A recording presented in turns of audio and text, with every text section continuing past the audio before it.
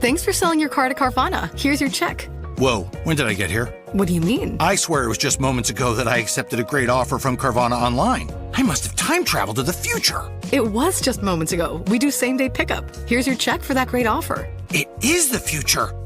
It's the present and just the convenience of Carvana. Sorry to blow your mind.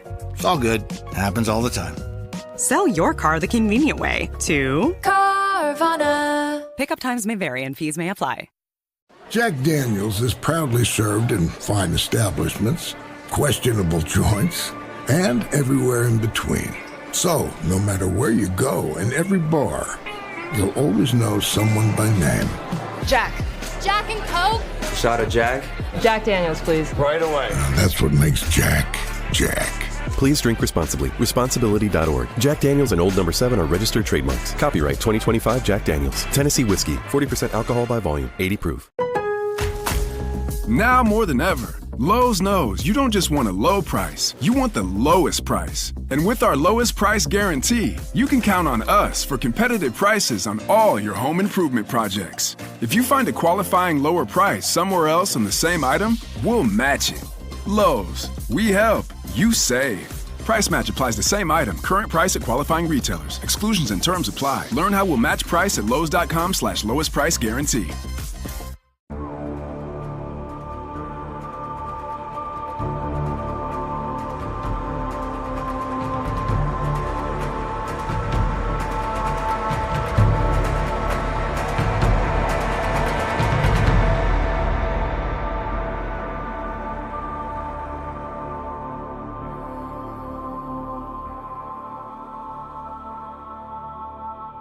Hello and welcome back to Lorehammer. I'm your host Mark. For 200 episodes I've been with you. Wow, what a hell of a time. We also got our dear friend Christian. Welcome. Hell of a time is the appropriate description. Yeah, it's not been fun for anyone. We also got another OG member. We got Jordan right back from the very first episode. Welcome, man. Hey, yo. Yeah, and sorry you guys have had to spend 200 episodes doing this. Yeah. I don't know how you've been dodging some of them while still getting paid. I don't know, but I got to figure that one out too.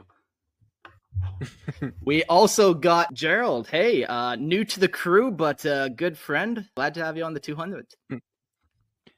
I don't know what I'm doing right for y'all to tolerate listening to me for 3 episodes straight.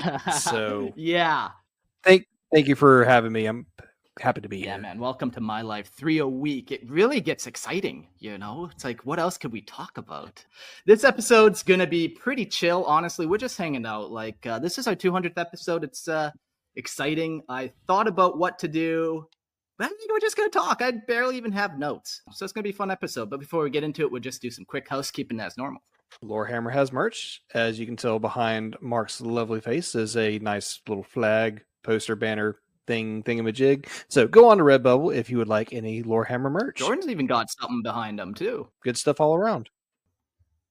And we know Christian's wearing his Speedo always. He never takes it off. Always. No. His Lorehammer Speedo, yes. Yeah. I just have to buy new ones when it starts getting holes in it. So I've got like 3 or 4 layers deep. Jeez. We also got Liber Malleus veterans. If you want to join the Liber Malleus, the exclusive Lorehammer chapter, not the only Lorehammer chapter, but it is the exclusive one. All the greats go there. You can join the Liber Malleus. You can look, there's links in the description below how you can get involved, buy an Astartes, support the show. I have orders arriving pretty quick. I think they should be here next week, which is super exciting. I ordered like all the Chaos Terminators, which is like 35 of them. So super hyped. So come join, support the show that way.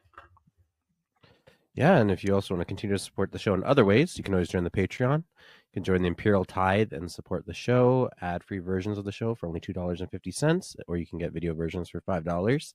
I don't have anything witty to add to that line. Usually there's a little something we can tag on there, but by now, it's 200 episodes we've been saying this. Yeah. If you're not on board yet. You're on board now. The Emperor needs you. And if you are a member of the Patreon, you can also join the live stream. And of course, you can always join me for Warhammer and Diet Coke. Oh, Diet Coke. No whiskey tonight, boys. Sorry. You can't do it. On the episode, you should be celebrating, Jordan. I know. You need to bust out the finest alcohol you own. Just wasn't feeling it tonight. I was feeling more like some. You're still too hungover from the last night. Yeah. Yeah, exactly. But you could also you can hop in on the live chat during the show, and we also do call-in guests at the end of the show.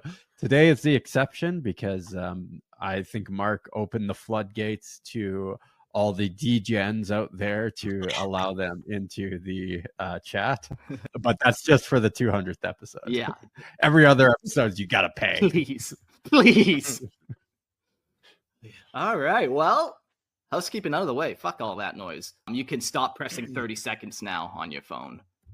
So, man, it's been a hell of a year. We relaunched Lorehammer after taking, we did 100 years or 100 episodes, and it took us like 6 years. We will go 100 years. Don't worry about that. But yeah, it took us like 6 years or something to do 100 episodes. And we relaunched June 5th, 2024, which is basically a year ago, a couple days over. Yep. And we've done Year and a bit. Yeah, we've done 100 main episodes. I did the 5 episodes of the Dad Hammer, hoping to do some more. We did 17 bonus episodes, including those banger Chaos Unbound episodes we did last night that were just, really good. We did the battery bust. That was fun. Thanks, everyone, for tolerating me on my island adventure of no power there. Those were also kind of interesting and just nice to catch up with everyone. We did a Stone and Steel RPG where we played as some Leagues of Votans going and finding the Ghost Forge. We never did finish, but maybe we'll do one or another one in the future.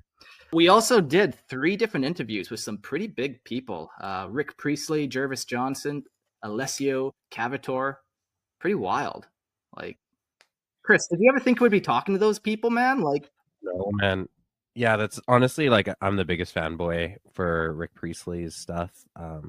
Just remember, like, you see their names in codexes and you see pictures of them in like White Dwarves, and you'd never think you'd ever get to talk to people like that. But yeah, we cut up some clips there to put on TikTok or YouTube. I'm not sure where, but the Rick Priestley clips, they did by far the best we've ever done for that type of thing. So it was pretty interesting. People really like those interviews.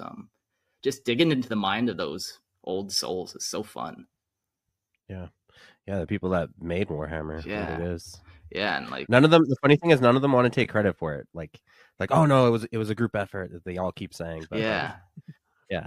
But somebody has to be the leader. Somebody has to be. Somebody there is the emperor. So, who, in your estimation, like, was the driving intellectual force behind that?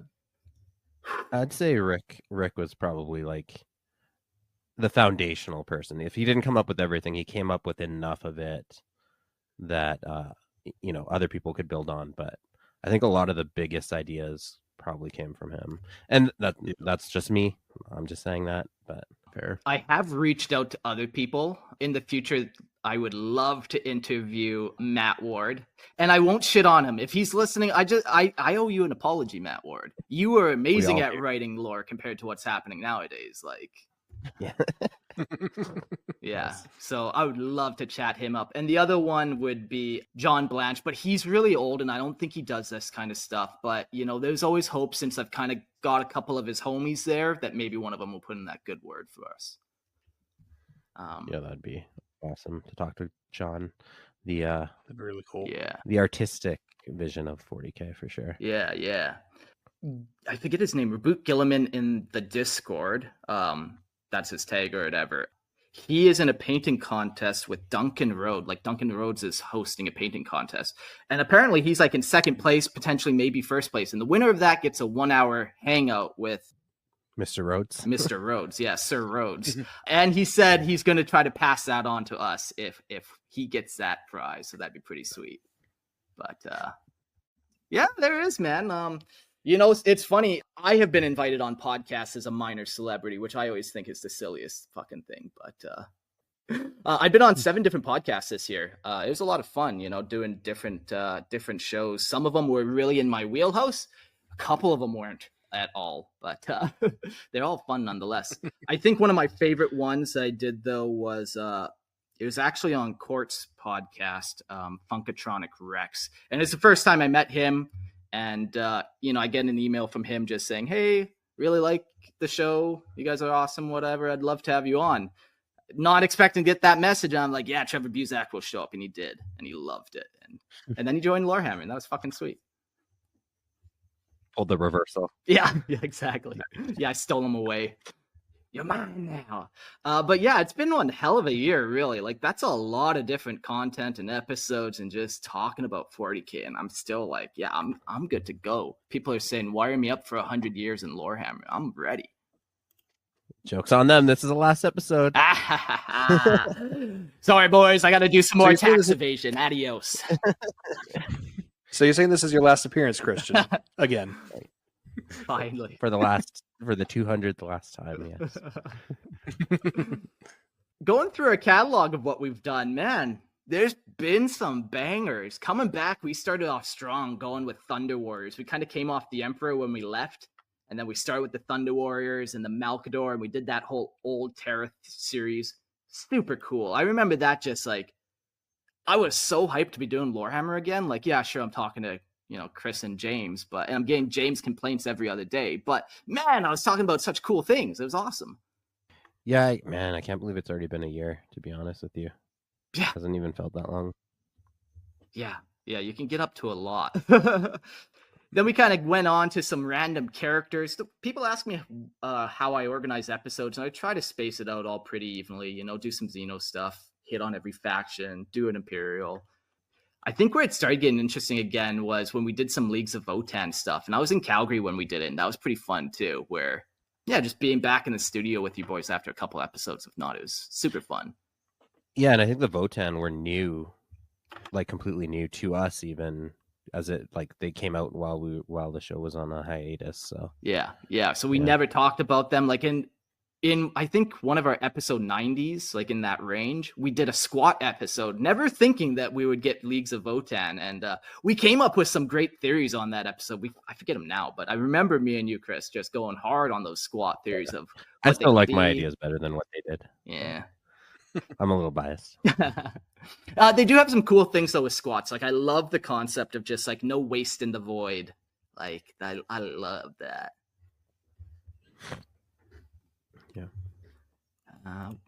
Carrying through, man, I'm just scrolling through the 100 episodes, those Dad Hammer episodes. They were so fun. It was cool getting Gerald on too, doing some voice acting with you orc. Well, thank you kindly, sir. Yeah. Can I get a massive wah in the chat? Yeah, I just love the wog you did when you get sucked out of like the ship, just like fade out, everything's so perfect. I know. Let's see if I can recreate that. Let me see if I can recreate that. You ain't seen the last of me. Whoa! Yeah, that's perfect. I know a lot of our audience has kind of aged with us. When we started, we were all kind of 25, and now we're almost 10 years later. Almost, we have kids and all that kind of fun stuff. And with our audience aging with us and them having kids, I think those really kind of helped. I don't know, helped if it's not maybe the right word, but were appreciated for passing on kind of how do you get your kids into it very lightly without being too grimdark. It was fun. Loved it. Yeah, I was gonna make that same observation. Like in the time of Warhammer coming back, like you became a father, which is a pretty huge milestone. I'm on my 10th kid. Yeah. And, yeah. Jordan's got his own brood. You're the one trying to recreate the Primarchs. 10 more to go. You can do it, buddy. Yeah. I think my favorite Dad Hammer episode though was the Living Leaves episode, where basically we're walking through the garden, and yeah, I just was one of those kids that just destroyed every plant I see, and now I'm out in the jungle just macheting vines, fighting off monkeys. It's fucking tight. It's right where I need to be. It's the exact opposite of Living Leaves. Fuck this tree. We carry on. We did some Space Marine stuff. Arbites. Yeah, there's some fun stuff. Arguably we haven't done enough Space Marine stuff. Man, but we've done all. we're doing all the Primarchs and their legions. Is that not enough? Are you guys not satisfied with that? No. Space Marines have to take up at least 80% of any Warhammer content produced. God, what am I doing? That seems about the right ratio, though, compared to what the actual You guys are sick. Games Workshop gives you. They're sick, twisted. And how much of that content has to be Primaris Space Marines, huh? I'm actually partial to doing like more of a split between maybe like a 50-50 between the Imperium and Xenos, but that's just me. Yeah. I like the Xenos topics a little more. Yeah, they're just so interesting and so random and varied. We just went through all the minor Xenos and kind of did a second glance over. We finished that right before this episode, actually. They were so cool. They kind of make me want to go to all those minor Xenos and only have 1 or 2 sentences and see what I can kind of come up with. Do some like homebrew lore for them. Yeah. Karen, man, I'm going through the episodes and like I remember kind of sometimes who was on the episodes. I just went past the Bellacore episode where I did with I forget his name. I think it's just Jaeger, but that might be wrong. And he's a German guy, and he's got the biggest German 40K podcast, and a lot of fun just hanging out with him and chatting 40K. We also had Young Jax on that episode too, and he fit in just nicely. The one German guy's drinking beer. I'm making sexual harassment jokes. It's just a perfect episode. Aren't you a German guy yourself? No. My grandparents were. I'm a Pan-Canadian, if anything. Oh, yeah, okay. yeah. Canadian. The Germans are fucking retarded. I don't like the Germans. They're too clean. They're too strict. Can you imagine me having to abide by like laws and like put on shirts and be polite in society? That's not me, man. Yeah. Nah, we don't want that. Tons of different people on. I wish, if anyone ever wanted to do a free favor for Lorehammer, just count up all the different guests, get a tally of everyone. I think I know who's been on the most, and I definitely know some guests I'd like to get on some more, but that'd be cool to see how many different people. We were talking before the show there, Gerald, how me and you met, and our first episode was episode, you said 98 of Lorehammer Listener Lore. It's 98 of Listener Lore, yeah. Yep, I was just a random nobody that just wanted to submit my lore because I had gotten into the setting partially, mostly because of y'all, but also because of Bricky. Got to give credit where credit's due. My entry into the hobby is a very strange one. I didn't quite give the full thing when I mentioned it, like on Tuesday's episode. But tell me more. You dropped. Yeah, I got into it because of Black Templar and furries, and we questioned you on that one. What were you searching to get there? Like, because you didn't know what Black Templars were, so were you searching furry stuff? Like, no, just absolutely not. You can't prove it. You can't deny it. Yeah, whatever. Well, where do I start? Okay, this is during the pandemic. I am fresh off of a divorce. So I've got my own house, all that stuff. And I was just kind of at a point of like trying to find some fulfillment, or maybe like a purpose or something. And I was visiting a buddy of mine, and he was a fan of like the Flash Gets channel that does like all the parody cartoons or whatnot. And he pulled up the Furry Crusade, which is the Black Templars versus the furries. Hilarious series for anyone that hasn't seen it. Look it up. It's good. And I thought, this looks vaguely familiar because like I was aware of 40K like existing because in high school I was on like a Star Wars Facebook page, and I was talking about, what if the Star Wars setting versus the what if the Star Wars setting when it gets the Halo universe or whatnot. And then there was that one Warhammer guy that was just like Imperium all the way. All day. Exactly. So I was aware of it. And then my buddy who showed me that Flash Gets video, and something just clicked with me. I'm like, those guys look familiar. And I've been hearing stuff about Warhammer before. Because I think because the lockdown really ignited something in people for, you know, because we can't leave home and all that stuff unless, you know, you're an essential worker. Yeah. But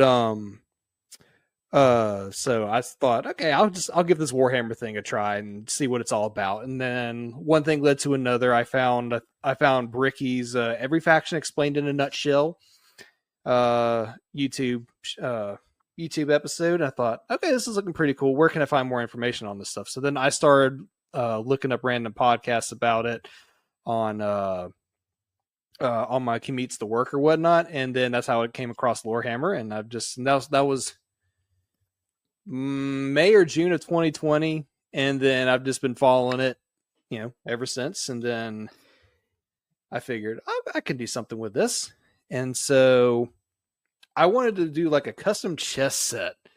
So I thought, what if I got some Warhammer minis, painted them up like a chess set? Yeah. And so then I was listening to Lorehammer, getting into the lore so I could make sure what I was doing was quote unquote lore accurate. And then so like you had like a queen who is like Abaddon to spoiler, the king is the emperor. Like how did you do this? It was a Custodia Warden as the king, a Sororitas Seraphim as the queen. The knights were Space Marines. The rooks were Skitarii, and then the pawns were Imperial Guard. Nice. So nice on both sides, like white and black. Yeah. Okay. And then I was listening to y'all's very first listener lore episode, and so I thought, well, I can make a story about this because that's the whole point of the hobby, right? And so I figured, well, why would they act like chess pieces? So then I turned it into a Chaos Tzeentch story with a Tzeentch demon taking up all these souls and just like making them play chess, like basically wizards chess against each other. Yeah. I thought it was the most ridiculous, stupid fucking thing. And then when I found out that Lorehammer had ended, but then Mark started up listener lore, I figured, well, here's my chance. Get in there. Yeah, no, I remember liking that lore a lot. Like it was such a fun idea of just like, you know, a greater Tzeentchian demon just toying with these souls, and you're one of these random souls, and you don't want to have to march across and like march to your death. You know you're gonna land on a square that kills you intentionally. Like fuck, but that'd be life. Yep. Yeah, that was a great episode, man. We have become good friends. Like I was doing a podcast with my wife there called Pillow Talk with Mark and B for a while. We ended it when I had a kid, but you even joined us on that show quite a few times, and we were reading different. We read some C.S. Lewis apologetic stuff. I forget what book that was. Mm-hmm. We read a couple different things together, which was always quite interesting having you on and just kind of learning. Trying to think. It was Screw Tape Letters was one. Yeah. And there was some. Wasn't a self-help book. It was some. Yeah. The body. Oh, the body keeps the score. The body keeps the score. Yeah, that's what it was. Yeah. Yeah, but no, it's been, yeah. It's been fun. One of my favorite things about podcasting has just been meeting all the people. And like me and you were saying, Christian, earlier, like we met Rick Priestley, like what the fuck? But we also met Gerald, so that's pretty cool too. Yeah. There's a lot of people. I was always kind of iffy about meeting randoms, for lack of a better word. But Mark was always very much like, yeah, no, like come on, he just does a little meth. Inviting people to the country, to his house. But we made a lot of great friends through the podcast, like in person, in real life, which is crazy. Yeah. We had James pop in on the bonus episode last night, just calling in, and we didn't really meet him through Lorehammer, but that was definitely our primary interaction with him. Like we kind of, we clicked for sure. And then we were playing tabletop and all that stuff too, but always a fun guest. Good to see him again.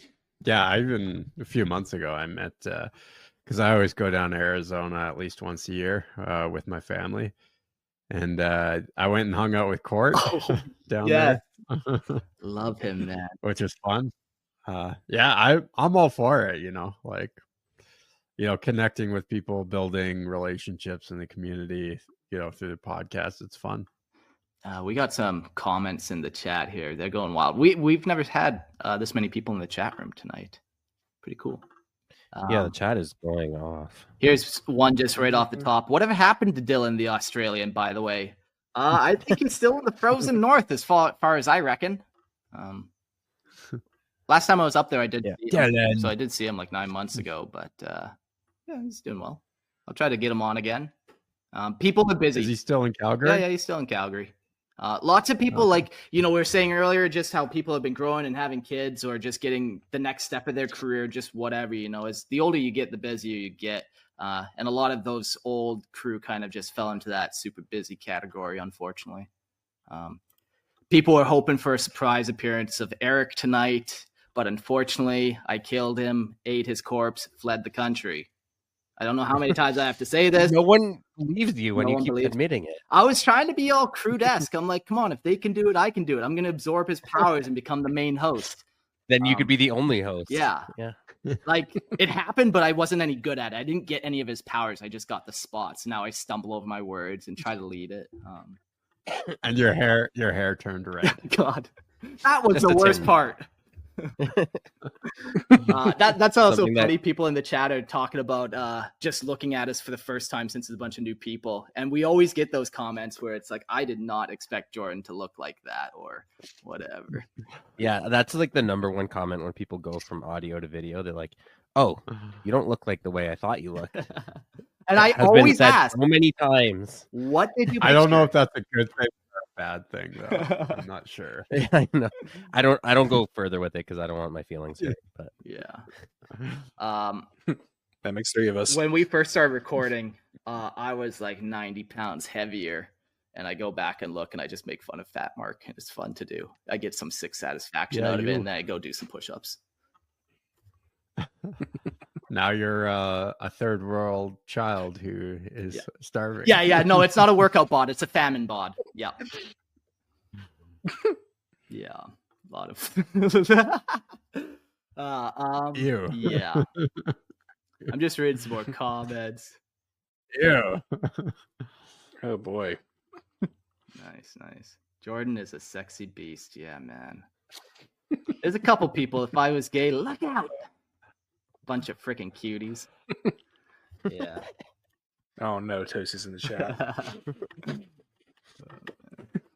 So we did the Primarch series, or starting it. Where next one is Blood Angels. Episode 201 is going to be Sanguinius in his little series. Have you guys had a favorite Primarch that we've done so far? Maybe the one that turned around for you, or I wouldn't say I've changed opinions, but Fulgrim and the Lion are up there for me. But they've always been up there, so it's very difficult to change my opinion on things. I make up my mind and I stick to it, even if I'm wrong. It happens sometimes. I think you're not as wrong as people think you are. I don't know why people hate you so much, Christian. I don't know why. Yeah, neither do I. I wish I knew too, but maybe I'm like a blank and it's just natural. Hey, that's okay. That's a good segue. I was listening to this fucking podcast today. It was Tim Pool, Culture Wars. The episode was exposing secret government tech, UFOs, and teleportation. Ooh, I'm going to like this topic. Yeah, man. So the warp's real in real life.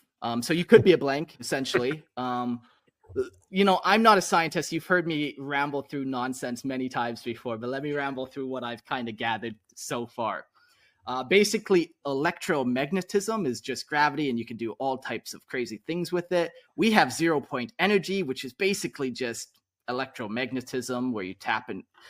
I'm not a fucking scientist. I don't know. Go listen to the podcast. But they're also talking about the ether and how the whole universe is in this like almost like viscous, just like jelly, like where gravity's not keeping us everywhere. It's this electromagnetic fields that are kind of keeping us anywhere. Because their prime example basically was when Earth goes past Saturn. Saturn's bigger, has a bigger gravity. Saturn should, in theory, pull Earth towards it a little bit every time, but it doesn't. We're stuck in this viscous thing where, anyways, go listen to it. It was really crazy, just them talking about this ether and how it's this energy that you can get 0-point energy from, this like alternate reality, man, or whatever they're saying. Like, I'm like, are these fuckers describing the warp right now? So there has been like that. This is actually probably going back decades, but there's been conspiracies, conjecture that the government, particularly the U.S. government, has had access to 0 point energy. And if they did, it's like in terms of weaponization, it's game over. They dominate the entire world. No one can do anything about it. You're done. You can't, unless you have a 0 point energy yourself.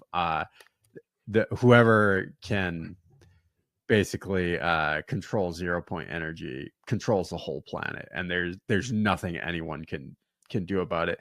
And it's because it's basically free energy, right? Like it's energy too cheap to meter. It would be there would be like essentially no limit, with the exception of like the actual raw materials you need to build things, but there's no limit to the actual energy that you have. Yeah, but then they're even saying if you can get enough energy, you can, alchemy is a real thing. You can essentially make Star Trek replicators if you have enough fucking energy. Like, this all sounds crazy. Christian's scoffing at me over there. I now know why they hate you. I can't scoff any harder. Yeah. I mean, I don't know. I think I will say there is something to be said about the sort of UFO UAP phenomena, which I think is a real phenomena. The question is, what is that phenomena? Like, what is it ontologically? I don't think anyone really has a good, or I've heard a great answer. And I've delved into this topic and read many books on the topic as well. So,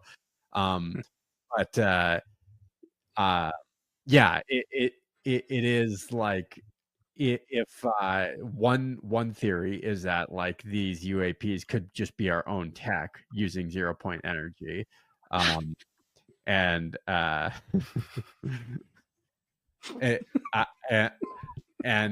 that's and they're just like psyoping us into believing that it's just aliens, right? And kind of tricking us so that we sort of like go down the wrong rabbit hole, if you will, and it kind of distracts us from what they're really doing. And if the government did have some kind of technology like that, it actually probably would be in their best interest to keep it as secret as possible. Yeah, and like you can't let the masses have it. Like you can't let someone like me, have access to 0 point energy.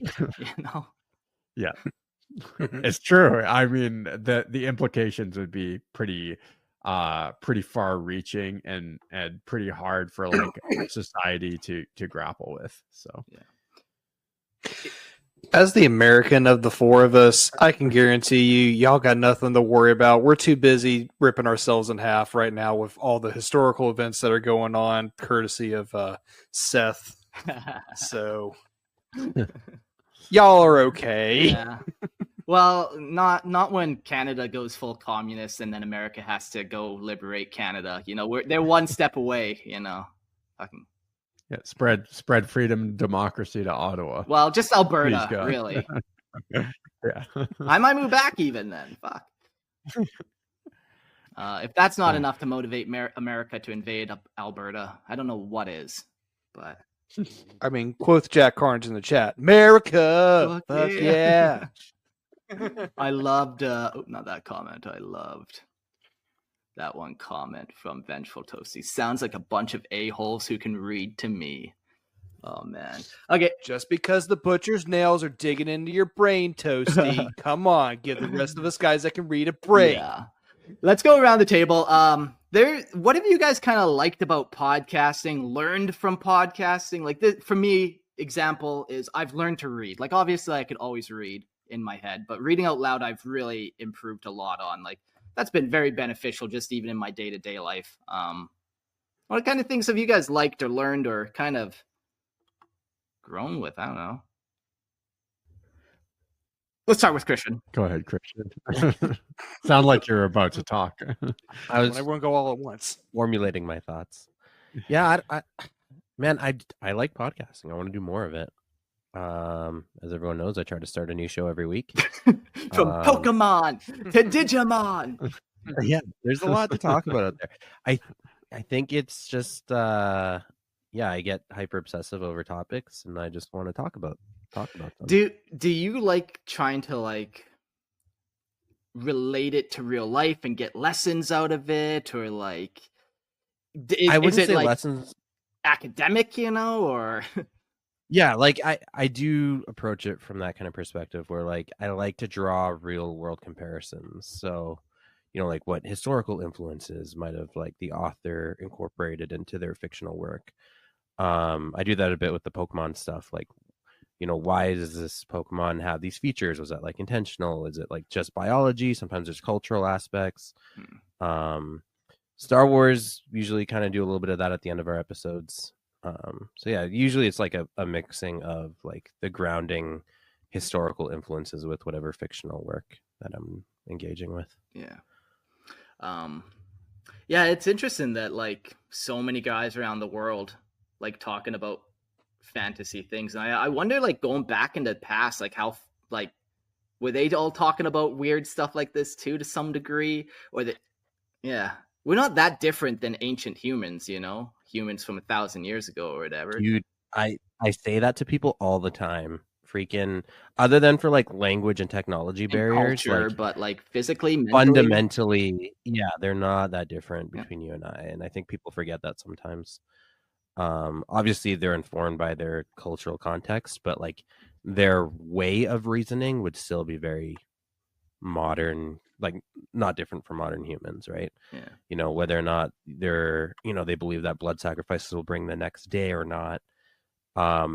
You could see the progression of logic that might get them to that, even though like that's an absurd conclusion. They still use human rationality to get there.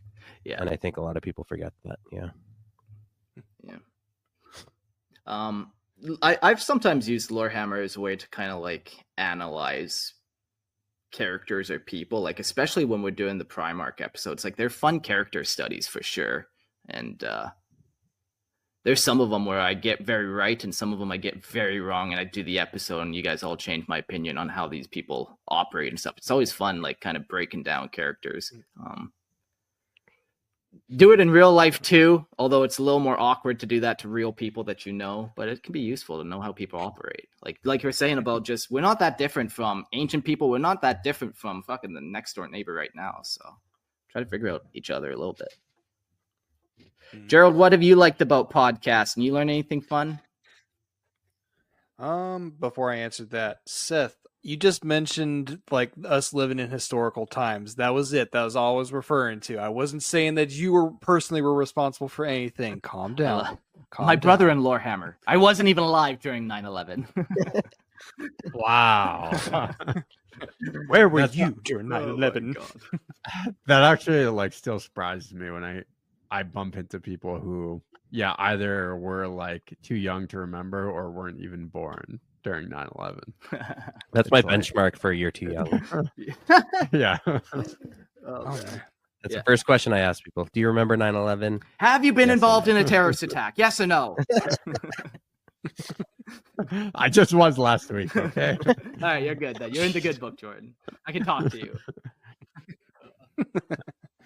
But back to the original question, like as far as podcasting, I'm the newest of like the four of us, but I don't know. I always enjoy the creative outlet side of it. For anyone that's listened to the Grimlore podcast, I do a lot of the editing and producing of that, so including like all the sound effects. So I always thought it would be really, really cool to kind of have like a framing device where it's just like an elf and a dwarf just talking about Warhammer Fantasy in a tavern, and then we have crazy guests on, and then do all kinds of voices and sound effects that go along with it. And I think the joining Lorehammer and especially listener lore was where I got my start. That it's kind of helped with that creative outlet. So I do so I've always found it fun to do the writing like all these stories and stuff, and being able to share it with like a lot of like-minded folks, and just getting a bunch of crazy stuff. So that was always great. So thank you guys so much for letting me be a part of this. No worries, man. Like the creative outlook, I think that's kind of happened for us all in one way or another, whether you're painting models, writing, or even just daydreaming about 40K. yeah, that creative outlook, it's so important, man. It's just so funny that guys need hobbies, and like I try to show my wife these minis, and she's not rude about it, but she couldn't give a fuck. But yeah, show some people, show my Panamanian neighbor dude some Warhammer. He's like, oh, that's pretty fucking cool. What the hell is that? He doesn't even have electricity, but he likes Warhammer now. Like, okay. Is there a like Games Workshop in Panama? They have a hobby shop. I haven't been to it. And they might sell some 40K stuff, but I'm not totally sure. I know when I moved down here, Christian's like, you could corner the market. You could be the GW. And he was trying to get me to, I don't know if he thinks I'm rich or something. I don't know why he thought I could open a whole corporation. No, you could have been rich if you ran the only GW in South America, but you wasted the opportunity. Like an idiot. Just you standing on top of a building. It's like, it is over. I am the Warhammer 40,000. But in Spanish, I would say that. Yeah. Me es Warhammer 40. I don't even know what 40,000 is in Spanish. Jordan, how about you? Oh yeah, I mean a lot of the same, like creative outlet. I've really enjoyed it. You know, when my first podcast I ever did was with Lorehammer, and in 2017, is that when we started? I think so, man. 2017? Yeah, which you know, back then I thought we were like way too late to the game. I thought we were like, oh man, there's so many podcasts out now, and you know, since then, and especially since like COVID, everyone and their mother started a podcast, so it was like super saturated. But no, yeah, I still like love the whole podcasting idea. Just in terms of, it's sort of this great equalizer where only very few companies had sort of control over the talk radio space. And everything was sort of funneled through that.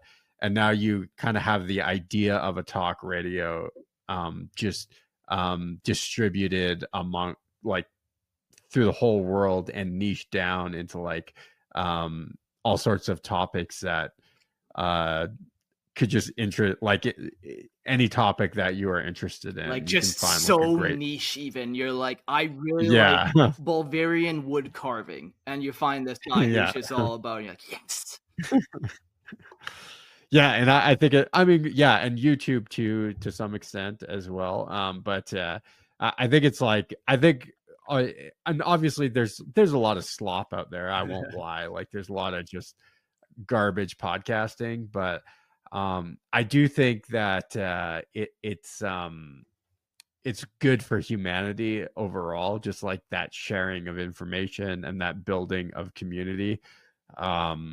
It is like something we never could have done before without it. And I think it's like I think it's hard to most people don't appreciate how big of a deal it is, and like how the world has just changed because of these kind of technologies and something like podcasting in particular. So I think it's awesome to be, in my own little tiny way, to be involved in something like that.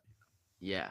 When we first kind of approached the idea, it was me, Christian, Eric, and then we kind of approached you about it because you had some microphones, so we were using you.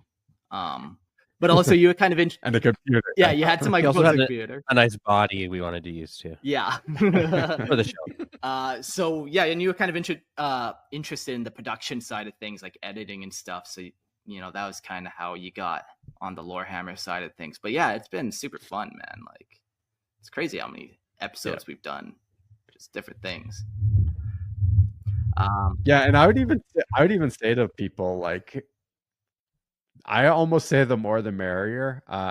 You may not be like a massive, if you want to start your own podcast, you may never be like a huge, massive Joe Rogan podcast and make a living off of it. But, if you have like a little niche or a unique idea, the more the merrier. Like, start it up, and just like, at least it helps you like formulate your ideas and thoughts, and you can kind of make a little catalog out of that and start a podcast, the barrier to entry is so low, you know. So Categorizing your thoughts is like, yeah, that's super important.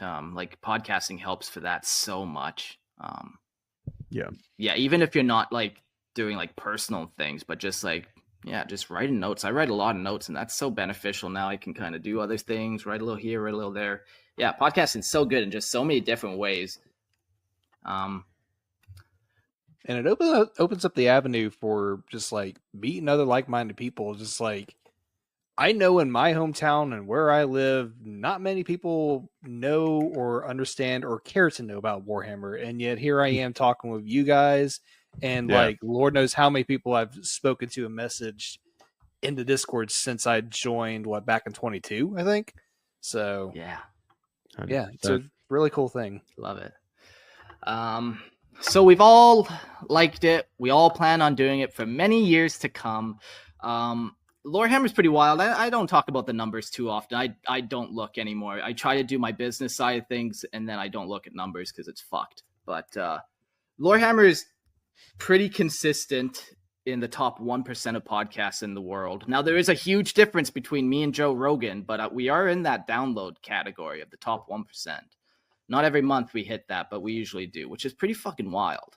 Like, I just remember starting and be like, 100 people, we can do it. That would be wild. I would do this for the rest of my life if 100 people listened to me and talked to me about Warhammer. Yeah, it is. In terms of like perspective on to be in the top 5% of podcasts actually isn't that hard to do.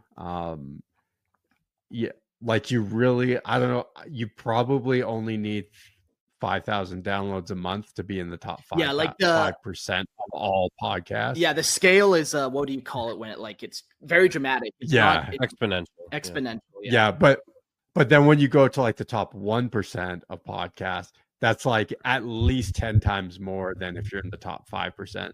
And then if you get into the top 0.1% of podcasts, then that's another 10x more. Yeah. Like it's kind of crazy how much it like that hockey stick curve goes up in terms of statistics. But I like saying the 1% because it sounds good, but then once you know the numbers, it's like oh yeah, I tell that with people with my podcast, but it shows you like there's an audience for what you do, you know, like if you're committed and you're willing to get a little bit better over time, that pays off dividends. And if you have some value to offer to people, then you know they'll listen. There's an audience for you out there, right? So thanks, Jordan. You've just encouraged me to start my furry lore podcast. Start your 5th podcast. My furry lore podcast. Oh man. But yeah, to kind of piggyback off that, like as long as you're passionate about it and you're in it to have a good time and actually like build a community off of it. I think Mark had mentioned, either Mark or Christian, y'all had mentioned this in like one of the original 100 Lorehammer episodes. Like if you build it, they will come. Like simple as. Simple. To be fair, I was probably the most skeptical of all of us about doing this to begin with. I was told, because Mark was always pushing me to do this, and I was like, dude, no one cares what you have to say about Warhammer. Like, it's fun for us to discuss it, but nobody else wants to hear about your dumb opinions. Yeah, we're just sitting in the cold, frozen garage, just like, come on, buddy, please. Yeah, and not just Mark's dumb opinions. I mean, both of us, all our dumb opinions about Warhammer, but clearly I was wrong. Yeah, well, maybe it's the dumb opinions that people like, though. It's like, well, maybe I'm not so dumb, the listeners think, you know. Yeah, it's been fun. Well, let's move on to the next little section. I have some awards to give out to some people. If you are in the chat right now, there's a bunch of you in there. This is definitely the time to interact. I'm not going to announce the winners right away. I'll, give you guys a minute to kind of put your answers in the chat. So I'll announce the category. You guys can all respond. I'll give my answer. The other boys can give an answer if they want. And then, we'll read off some of your guys and kind of go through these. Starting with the first one. It's called the biggest host contributor, and you have to X-name me from this category. And basically, who do you guys think has helped out Lorehammer been? And by that, I mean been on the most episodes, is probably the most help. Who do you think's been on the most? So you guys can put that in the chat. And while we're waiting, I'll ask a question to you boys. Was there ever a moment when you consider... Sorry, Jordan, go for it. No, go ahead. Was there ever a moment you guys considered ending or leaving the podcast? And what kind of kept you coming back? Every time I message you, what keeps you coming back? The fact that my restraining orders don't work in Panama. Yeah, can't stop the messages. And it's just easier to give in. Yeah. Okay. I mean, I was gone for a little while and made occasional visits, but I had work and life and had a kid and stuff. So there was a while you were in Texas too for a bit. Yeah, I left for Texas. So just kind of life. Yeah. But hey, Mark kicked it back up again, so I was like, hey, let's jump back in. Cracks knuckles. Yeah. All right, we're getting some answers in the chat here, so I'll read them off. They're saying definitely Jordan, Christian, lots of Jordan. So yeah, that's between you two for sure. On air Christian, behind the scenes Jordan. Interesting. Jordan's another one. I think Jordan for being more of a rock. Christian has too many projects to focus on. He's not wrong. So fun. Hasn't Christian probably next to you, Mark? Like Christian's probably been on the most episodes. Yeah, and that is the correct answer. Christian is definitely the biggest host contributor. Although the chat's right, Jordan. You edited probably 100 episodes by now. You edited the first 50 easily, and then you're back editing it a little bit, and you've been very helpful for doing some back end. And like when we first started, we didn't know what we were doing. So me and Eric were basically just like, Jordan's got it. Fuck it. We'll write the notes. Jordan's got every other aspect. And it worked out very nice for us. Yeah, I hope so. I have to go back and listen. Yeah. Not so confident. But... No, it's wild. Yeah, to think how many episodes, Christian, you've been on. And every time you just fucking lie to us. Last time. I swear, guys, this time's real. One day it will be real and people will be sad. Yeah, but people in the chat are saying not till episode 40,000 of Lorehammer can I retire. So I think that's appropriate. I think that's fitting. Yeah. Yeah. Hopefully we'll come up with dreadnought technology by that point. Yeah. The next one, funniest bit of the last year. You guys could post in the chat what you guys kind of just jumped out, had you howling out of your seat. Lorehammer, we try to be informational at first, but we also like to crack dick jokes. So did you got? So I'll say the funniest bit was unfortunately we had to edit it out because it was uncouth and advertisers would not like it. Oh man. So private chat it, or in the private chat write it, because I might it was about, I'll say domestic abuse. It was a domestic abuse joke. Oh yeah. No, it's funny. We're all married. And I thought it was pretty funny, but unfortunately.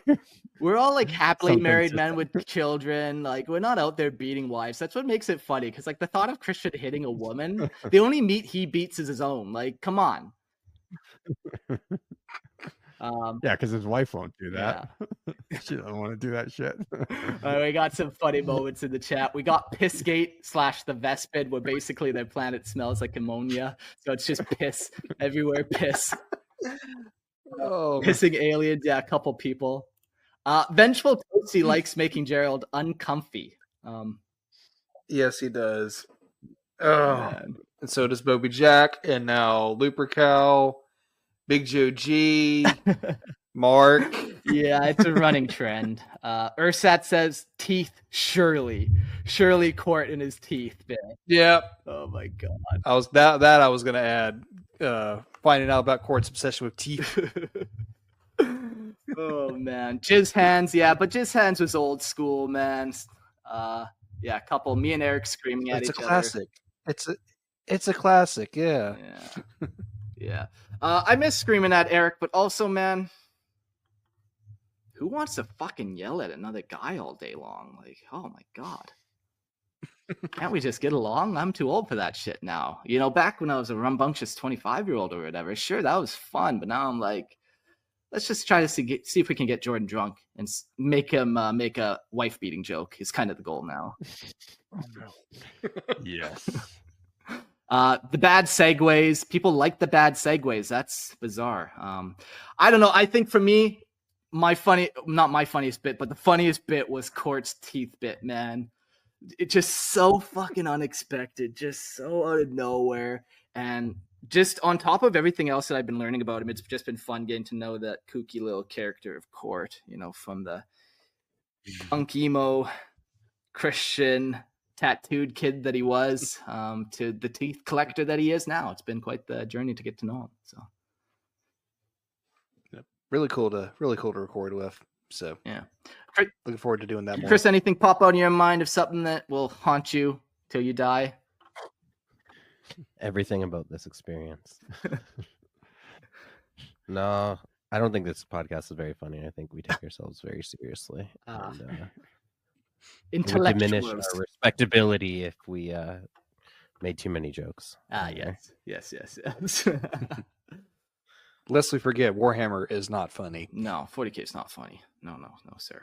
Okay, I got the next category. So congratulations to that category winner. Whoever came up with the fucking Pissgate, who was that, man? You might have won. The chat loved Gerald, my man. Okay, Pissgate Gerald. Your name will forever be tied to Pissgate. I know. I'm not sure what to feel about the Lorehammer meme I just started, because I was just reading through the notes of the Vespid and it said ammonia laden atmosphere that is unsuitable for most forms of life. I'm like, yeah, because it smells like piss. Oh my god. And that caught the chat going. Yeah, classic. Okay, I love it.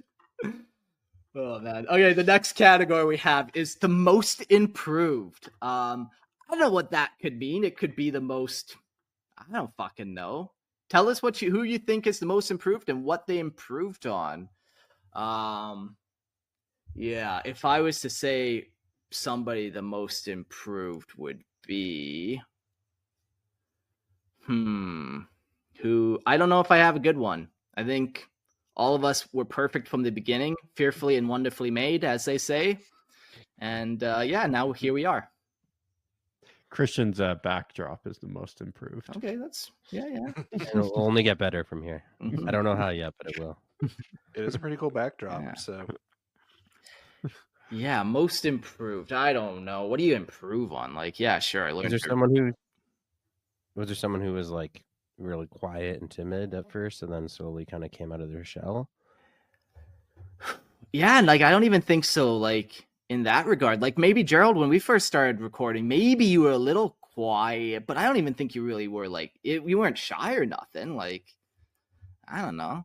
Oh, I was shy and nervous as hell when during our first recording. Didn't come off that way because in my mind it was like, don't fuck this up, don't fuck this up, don't fuck this up, don't fuck this up, because I hit it really, really well. So then when you messaged me the other like I don't know, like a week later asking me back on, I'm just like, what?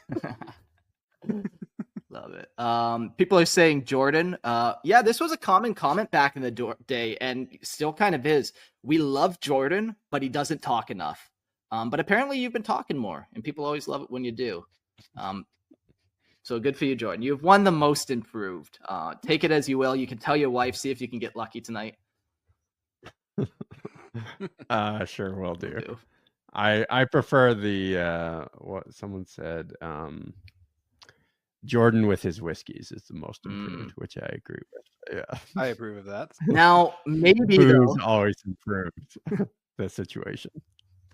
Maybe Fuzz is right. Maybe the most improved needs to go to James. I used to get a lot of James complaints, and now empty, quiet. He doesn't show up anymore. No more complaints. And then, believe it or not, he showed up the other night and we got a complaint saying, well, now he's not on enough. So even like... Nothing can make them happy. Yeah. But yeah, that's pretty good. Yeah, the inbox of James' complaints was full, just brimming. And then it kind of died down. So most improved. Good jobs, James. Great work. The final one... Oh, actually, no, there's two more. The next one, the most hate mail received. So if James isn't getting the hate mail, who the fuck is? It's not me anymore. I used to get a lot of hate mail for saying Space Wolves are faggots. But now I don't say Space Wolves are faggots anymore. So no one has anything to complain about. Who do you guys in the chat think has received the most hate mail? I don't like read the emails, so I don't even know. Do I want to know? I don't think I want to know. We want to know. It's super funny. I find it funny as shit. I'll tell you guys, people in the chat, Christian gets the most. Christian. And now we get to the truth of it. Bobby Jack is pretty cool most of the time. It's so funny, like people message like they message me some nasty thing as if now I'm gonna change my life or something. And it's like you just shit on me and now you want me to change? I don't know. Fuck it. You know, but yeah. Do you get like I haven't gotten that. Like we get complaints on Star Lores. You know, but have you gotten like real visceral, like someone's threatening you? Or, I personally have got some like threats. Obviously, they're all fake, but like, you know, saying faggot really pisses people off. I get messages about that to this day, and I'm just like, well, don't be a faggot about it. Like, it's not a big deal. It really is not a big deal. Like, if you let somebody else's words hurt you, that's a you problem. You need to get your emotions in check.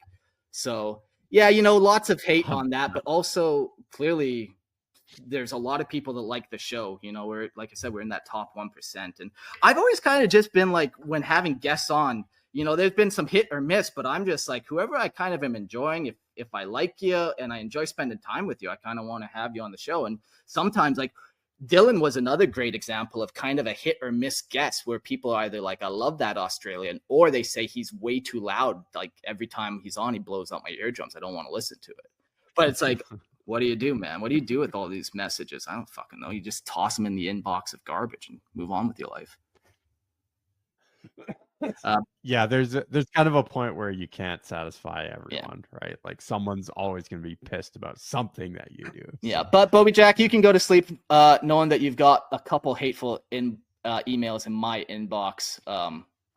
So enjoy that thought. But I don't care, man. Like the show, you know, we're just trying to have fun.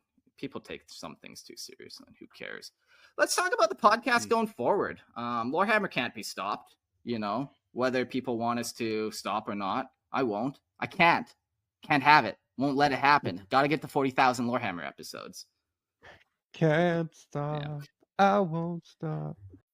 Hey, business owners, we know you know the importance of maximizing every dollar. With the Delta SkyMiles Reserve Business American Express card, you can make your expenses work just as hard as you. From afternoon coffee runs to stocking office supplies and even team dinners, you can earn miles on all your business expenses. Plus, you can earn 110,000 bonus miles for a limited time through July 16th. The Delta SkyMiles Reserve Business Card. If you travel, you know. Minimum spending requirements and terms apply. Offer ends 7/16/25. Eczema isn't always obvious, but it's real.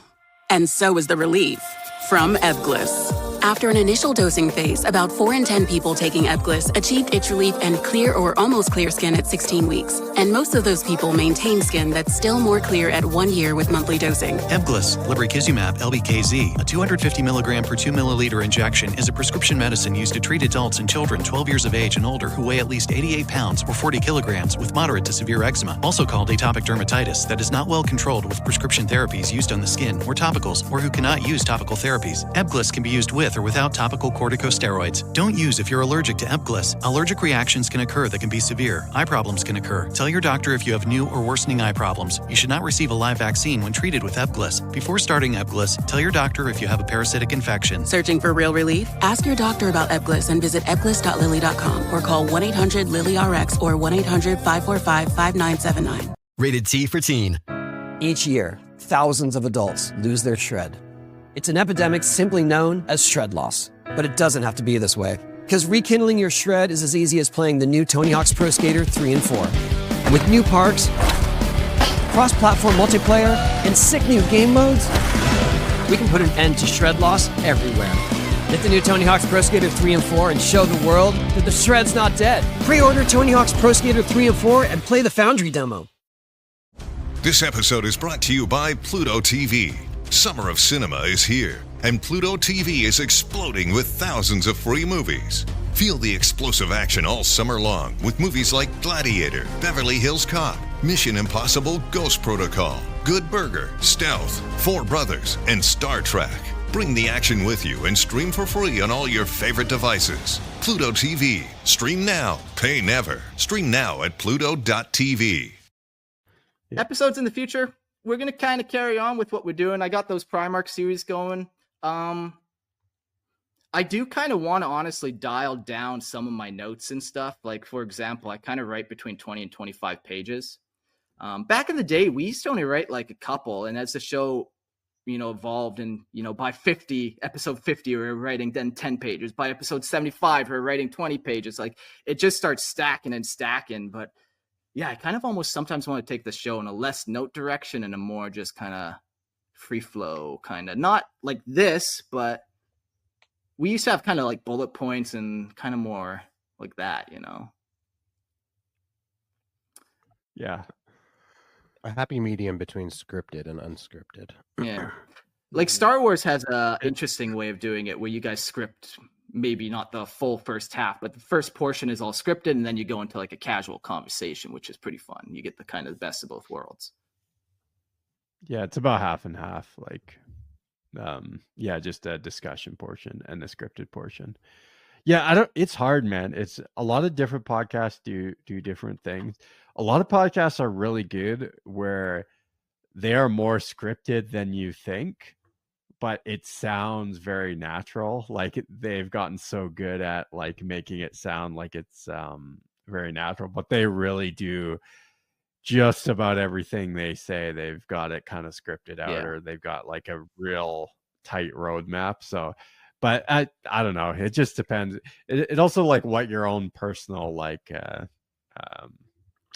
abilities are and natural strengths are. You just kind of play to those. Yeah, I think. Yep. And it's kind of also like who you're doing this with and like what kind of energy y'all feed off of each other. Yeah. Can really make or break it. Yeah, true. Yeah. Even if it is Moby Jack sexually harassing me. Make or break it. Yeah. No, and that's the fun thing about Lorehammer. We've had probably like easily over 50 different kind of personalities on, and every episode kind of gets its own little flavor because of that. Like I was mentioning, that German guy that I was doing it with was so fun, just listening to his German accent and like drinking beer. It's just a fun episode, man. Very, very chill vibe. So going forward, we're just gonna keep at it, man. Like let's just go hard. Keep going. Like there's still so much content in 40K. I feel like even after another 100, I've just kind of scratched the surface. Like we still haven't even talked about half the Primarchs yet. Like it's another 100 episodes right there. There's a bunch of cool things I would want. Maybe I should pull up my episode idea list and just read some of those off.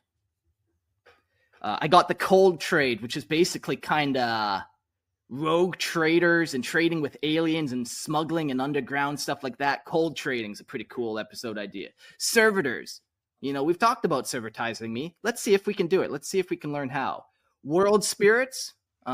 Gerald, when you were doing the Space Wolf episodes, you and Fuzz were talking about world spirits and stuff, and that was so fun, that kind of conversation. Mm-hmm. Yeah. We have a couple examples. Yeah, that was really cool. Yeah. We have a couple examples of them, like Space Wolves. I think the Can as well do similar things. The Exodites kind of have world spirits, kind of similar, kind of different, but a couple different things out there. Music in 40K would be fun. Get Cord on. He can tell us all about different music. Astartes founding. There's like 25 of them that we can do. Citizens and civilians. That was kind of your idea there, Christian. Renegade Astartes. Yeah. I don't know about the Citizens one. It could be a fun, more conjecture one. There's just not a lot of information on them, but I got lots of ideas, so we can definitely still touch on it.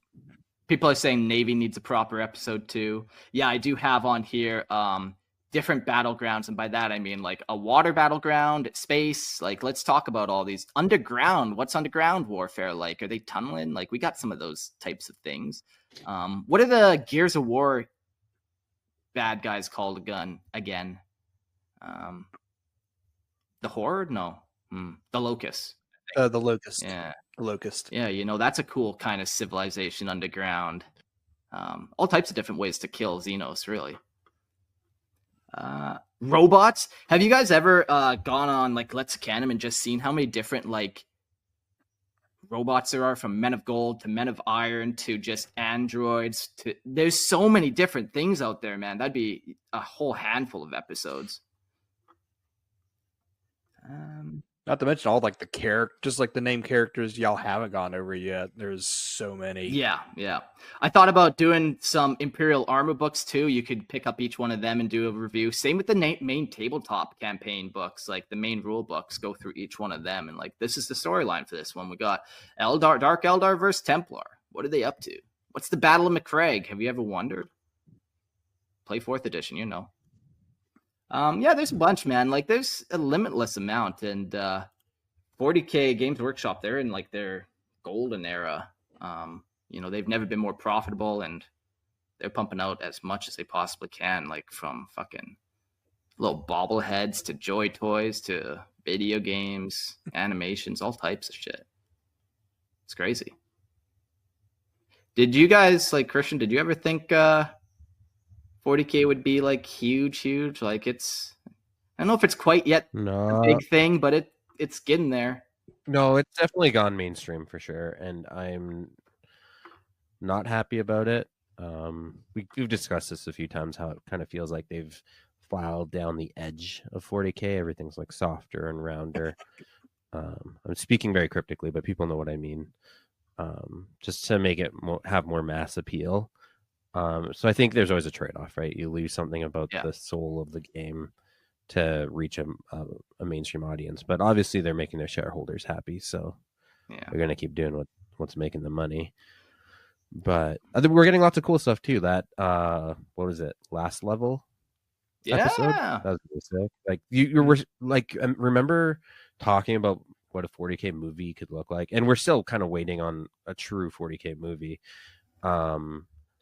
But there's been so much advancement in even like their little cinematics they drop for like the Horus Heresy, or their every edition of Warhammer they do. Like, there's some crazy animation that's come out now where you go back to like that old role-playing game they did with live action video. They've come a long way. For sure. Yeah, that's so crazy. And that stuff comes with the backing of money and audience, right? So again, it's those trade-offs, but we'll see if a true we don't count the Ultramarines film, but a true 40K movie would be fantastic. Fuzz has a fun little comment. From the interview with Rick, it sounded like their early decisions were also based on what would and wouldn't sell. They were keeping that tradition. Yeah, like that. And it shows, like, so his goal was like, okay, well, we need money. If this business is going to work, we need money. So how do we make it profitable? Well, like, you got to do some things. And like, they had a good business model that 35 years later is still working for them. Like, and not every time they sell. I do wonder though, like, especially with, a lot of the interest expanding, especially with the video games, because I feel like that's one of their biggest successes, are the video games. I wonder if they don't have to focus as much on doing miniatures and tabletop, and they can actually just focus on like building, other more just content creation. I wonder if that is going to continue, that sort of trend, and if like eventually would the tabletop game become more of an afterthought compared to the rest of the property. Well, yeah, man, it's crazy like how often I talk to people and I'm like, so what army do you collect? And they say, what do you mean? I'm like, on tabletop. Yeah. And they're like, what do you mean tabletop? Yeah, I came in through Space Marine 2 or through the Astartes channel or whatever, you know? Yeah, like at what point does it flip where, the tabletop is just such a minor part of the company that like isn't really even like supported necessarily because of all the 3D printing and whatever else. Yeah. What I think that was the driving decision. They probably, shifted gears back when 3D printing was becoming mainstream, and they're like, they could see the writing on the wall. Not that their miniatures aren't selling still, but as a long-term strategy, at some point, like it will become harder and harder to make the miniatures the most profitable aspect. And with the launch of other successful projects, it's worth their time to invest more in those, right? So I do think it was a strategic decision for them to do that whole mainstreaming, to outsource their IP to like, there's Monopoly Warhammer now. There's all kinds of like Warhammer spin-off content. There's Warhammer chess made by Gerald. Yeah. Great. Trademark that idea, Gerald. Oh, man. So I'm working on that now. Yeah. Apparently GW has been copy striking a bunch of people over the last month. I don't know much about it. Yeah, a lot in the 3D print space. There was a huge purge recently, and I mean that's always going to happen. It's also kind of ironic since GW is built off of IP theft, but that's another conversation. Yeah, and a few years ago it was they're just very litigious over their IP. Yeah, and a few years ago there was like this whole purge against like fan animators, like the guy that did Astartes, which of course they hired him on, to my understanding, and he had a part in the Secret Level episode. But yeah, so like a few years ago it was like fan animators, and then another one was like they were doing a purge for like all the parody videos, like Text to Speech, if anybody knows about that. Yeah. So it comes and goes in cycles depending on what exactly you're doing. Yeah, people have asked like if Lorehammer's ever had any issues with GW, and no, I make them too much money. The amount of emails where it's, Mark, you son of a bitch, I just bought another box set because I listened to that episode. How dare you? Yeah. No, GW, like we've had some people on from that company, and yeah, like you can talk about Warhammer, but like you said, you get into making some animation, you get making some minis, then you might get yourself in a pickle. Otherwise, and that's why we're releasing our official Lorehammer Space right now. That's why. No, that's so funny. Yeah, I think as like even 3D printing is becoming cheaper and cheaper every year. I think that the whole miniature side, they almost may as well just shift it to like selling blueprints, STLs for people to print themselves. Like as opposed to like even like they could still sell brick and mortar stuff, but I don't know if it even makes sense. Eventually that's going to be a fight they just cannot win, in my opinion. Well, they wound down a lot of their physical stores. If you go into a lot of GWs nowadays, they always carry like very limited stock. You typically have to order stuff online. They barely have any in a lot of the stores. It's crazy.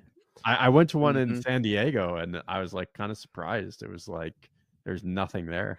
Yeah, they encourage you to use their portal in the store. I'm like, I could just order this online at home. Why am I? Why do I even have to come here? Yeah, and they did that even as far back as when they like shut down the battle bunkers they used to run. Right, like they used to encourage people to be in the store all day playing games, and they become like little kiosks now. Yeah, but Zach asked, Mark, would you sign an NDA to work at GW?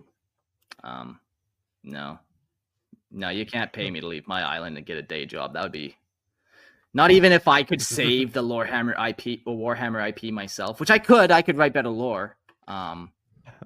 But nope. Well, not getting me off that. well, I'm a whore, so if the price is right, I'll do Jordan it. will do it. He can be my proxy. I'll do anything for money.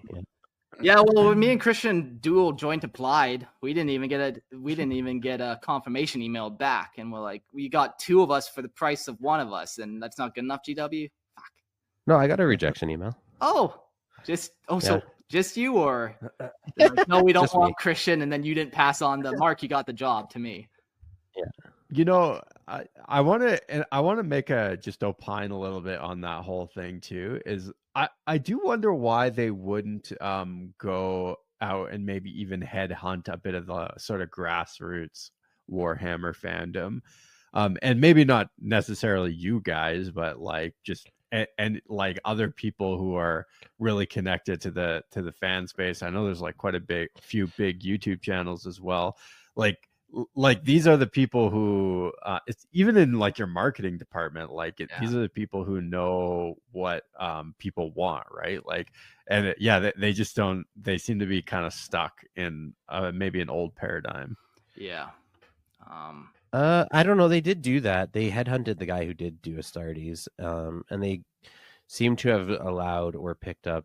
However, I don't know the details of how the Henry Cavill project came about. Yeah, but that's Henry Cavill though. Sure, but it He's only a celebrity, right? But that's exactly it, though. They saw his star power and the fact that he was big on Warhammer that they even. But he's like he's more like a legacy celebrity. He's not like an online celebrity, you know. Yeah, I don't know. I don't know. We're the unwashed masses, man. Yeah. Yeah, you know, I don't blame them. If I listened to Lorehammer, I probably wouldn't offer me a job. Hot take, probably. Yeah, you can go wire a house, Mark, but you're not. First of all, we're not giving you 0 point energy. Stop bringing it up. And we're not letting you run GW. Yeah, that's the way she goes. You know what, though? It's hardly GW that is the only company that does this. It's always like throughout history, the whole concept of the sellout or, art versus money or business, right? Like always you have a balance of an artist's vision versus what will sell and make them money. It's always been in conflict. Games Workshop, Warhammer is far from the only IP to have suffered from this contention. Hottie, normally I like you, but I think you might have just called us influencers, and that's fucking fighting words. He says, legacy celebrity? You mean like an actual celebrity instead of shiver influencer? Yeah, those are fighting words if you just called us influencers, for sure. On the tabletop, of course. I am not an influencer. I'm just some dumb dude that just wants to talk about Warhammer Fantasy and other You just like stuff he piss, likes man. to talk Just about. let the man like piss. No, you didn't like it. That was the problem. You were mad at the piss. You thought I didn't Yes, like it. Okay, yeah. All Yeah. Okay, yeah. I'm just kidding, Hottie. Yeah, man. Wild man, why would GW pay you to work when you already do it for free? It's not paying me. It's collaborating more. Like even when I did the interviews with Rick Priestley, all these guys, they're all retired and they don't work at GW no more, or at least not in the same manner. Like Rick Priestley might do some odd things or whatever. It sounds like consulting. Yeah, but yeah, like there just is like you would think they would kind of reach out a little bit more and just be like, here, we're doing this kind of. We're just releasing this new model line. You want to talk some lore and push that out? Like, I don't think they really do that, which seems like that would be beneficial. But and that I'm surprised because I'm not 100% sure about this, but there are a lot of big like YouTube channels and Star Wars channels who I'm pretty sure they will send, or Disney will send them a whole bunch of product or books and stuff like that to read and to shill on their shows. Yeah. But I don't know that GW does that with any of the Warhammer shows, Yeah. But Star Wars definitely does it with a lot of the Star Wars shows. Yeah. I know some websites, they get some early access box sets and stuff, and some companies do, or not companies, but like third-party vendors get some early access stuff. But yeah, I don't know. It just doesn't. It seems like there could be more. Is all.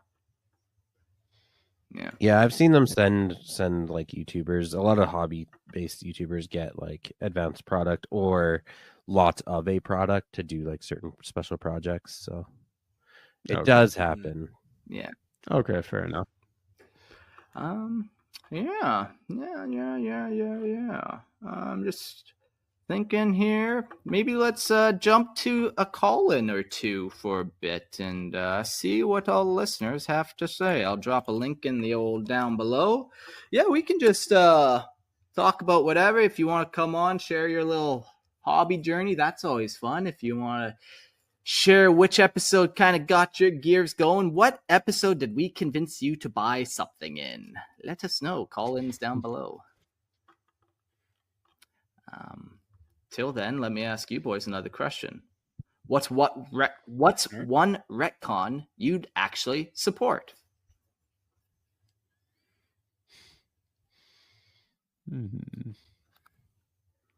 Let's say they went back and got rid of Primaris Marines. Would we be like, oh, okay, finally, we're back to normal? Or we past it now? Do I just need to get on board? Man. Yeah, that's...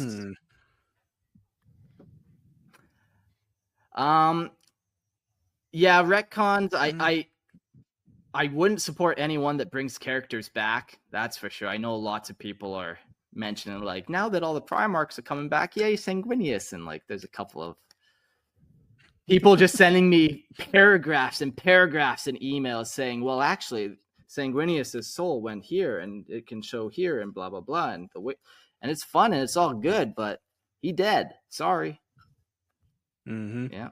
Yeah, it just cheapens it so much if you bring back dead characters. Yeah. Cheapens their sacrifice.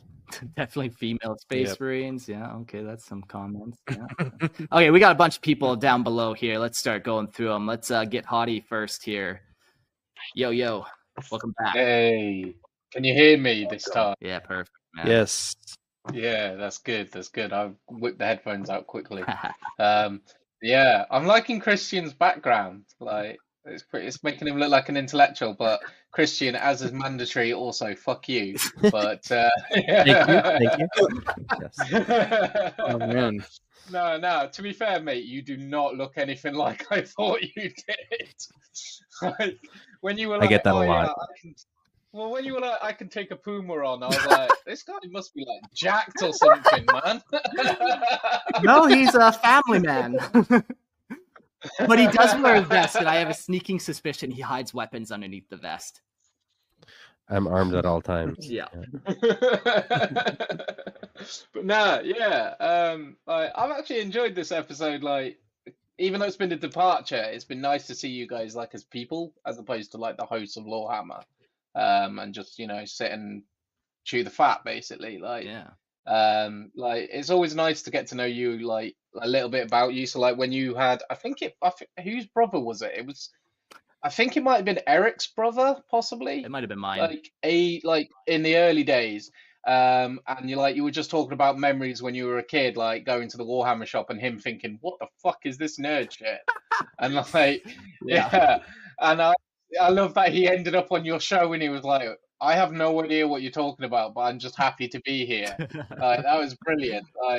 It's just always nice for you, to see you guys like behind the curtain, to like peek behind the curtain, so to speak. Yeah. But yeah, what made me, what you guys got me going out and buying? I say you going out and buying. I've ordered it. I'm still waiting on it because my hobby shop is like. He has so many issues. Like he ordered the Krieg stuff in January, and he only just got it like a couple of weeks ago because GW were like, "Oh no, we're fulfilling our own orders. You can get fucked." But yeah. So I ordered. I went and I actually ordered some knights. Like, nice. So I had I bought a knight when I first got back into the hobby years ago. I bought like a load of Black Templars, and then I was like, you know what? I just want that big model because it looks cool. Didn't know anything about it. It was a new thing. I just thought it was a big dreadnought because I hadn't been in the hobby for like 15 years. So I'd obviously missed. I was last played in 5th, so I'd missed all like the whole Knights introduction and stuff. And then you were talking about your Knight army and stuff, and you were doing some Lorehammers, some listener lore. Yeah. I was like, these guys actually sound pretty cool. And I was like, actually, you know what? I'm gonna paint that Knight as if he's like got a oath or something to the Black Templars. Okay. And then I started collecting Chaos Space Marines because I was like, you know what? Fuck it, it's time. It's time to go to and I got Chaos. some. I've had enough. Yeah, exactly. And then I got some War Dogs, and I was like, okay, these are actually like badass. They're taking so much stuff out. And then the new Chaos Knights have been announced, and I like sent a message to the independent stores like, get me a Ruinator, I want one. And I was like, and I'm waiting for an Abominant to be because I think they're re-releasing it because it was pulled from their website. Okay. Because I watched Broken Lance on Warhammer TV, like where it's the Nurgle and it's like a dad or something.